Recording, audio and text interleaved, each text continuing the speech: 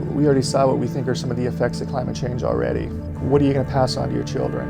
Where are you going to go? Is there going to be no fish runs moving forward if we don't do something? Or, so I think we have a duty and an obligation if we want to pass something meaningful onto our children to try to make some of those changes now. Look at your environment.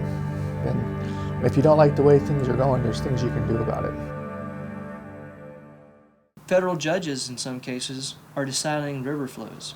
Now, these guys don't know what salmon need. These guys don't have a fisheries background. So I think people started realizing that there's got to be a better way. The fact of the matter is that in America, corporations run our country. I'm passing around buffet bugs. They're good for one-dead fish. Do you want one? Take some buffet bugs. We can find our common roots in spite of our differences and do whatever we can to fix the world. But then, right after, I was like, wait, this means that I'm gonna have my flower dance this year. Like, it's not like something far off in the future. We're making food for the people. So just like everything we do, right, we put good thoughts into that food. You guys started revitalizing ceremony and really gave permission to all of our generation to take the next step and make that a life way. And that's what we're living now for them.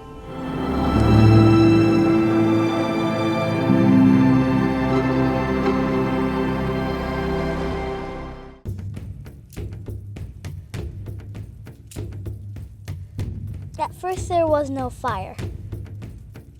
The people in the hills prepared themselves each night for the coldness of the winter. Coyote burst out from beneath the flames, and with the fire, he ran back to the hills. I want to give thanks to the Creator Uyot and the spirits of the land for all creation. I cannot think of any other group of people in this country that is more aware of the powers of the federal government than the American Indian. It's truly amazing the politics behind a drink of water. I want to honor the people of the land for good medicine to come. Water is going to be like liquid gold. And Mother Earth to heal her. With the blessing of the federal government, been diverting water for a century, almost a century. To get somebody's attention, maybe we blow up the diversion dam.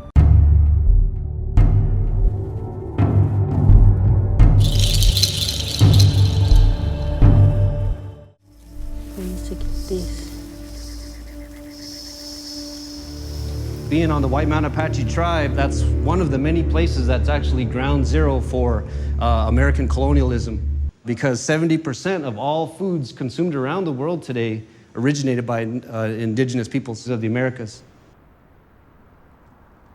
You guys were the last people to be contacted, and we're the first people to be contacted, and we were hit first, almost 400 years first, and then they started to move. Meanwhile, they're desecrating communities and ruining the lands. And so sort of this idea of Thanksgiving, if you will, that came from here, around Cape Cod. And now we all are deciding collectively that we don't want that story to continue. There you go.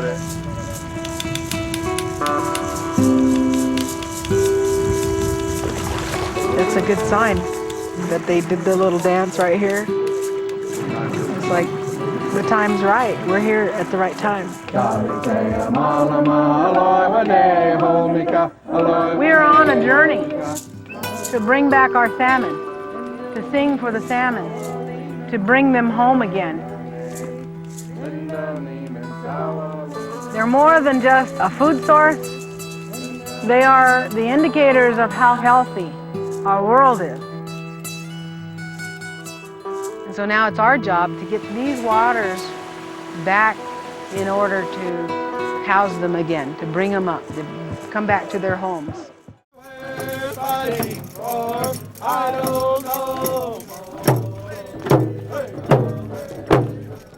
Haya means water,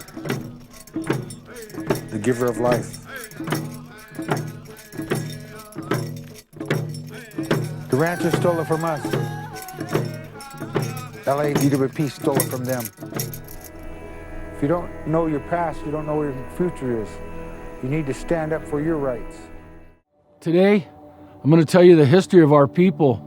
Thousands of years ago, we lived here and all the way around this giant lake, filled with fish. Our Creator told us we are attached to Him physically and spiritually. And so when these fish suffer, we ourselves suffer as a people. Our river is unhealthy, that means our people are unhealthy. And not only here, but in the whole wide world. This is a vital component to us as Hoopa people. This is our lifeblood.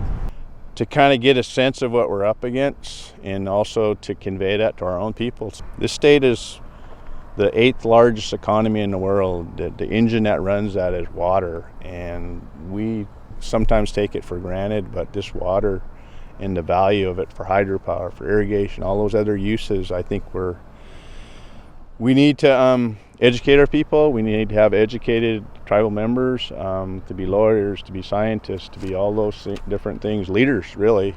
Northern California, we have clean running streams that are being diverted to route water to the south. And as Los Angeles needs water, native water rights in California are going to be extremely difficult to hold on to.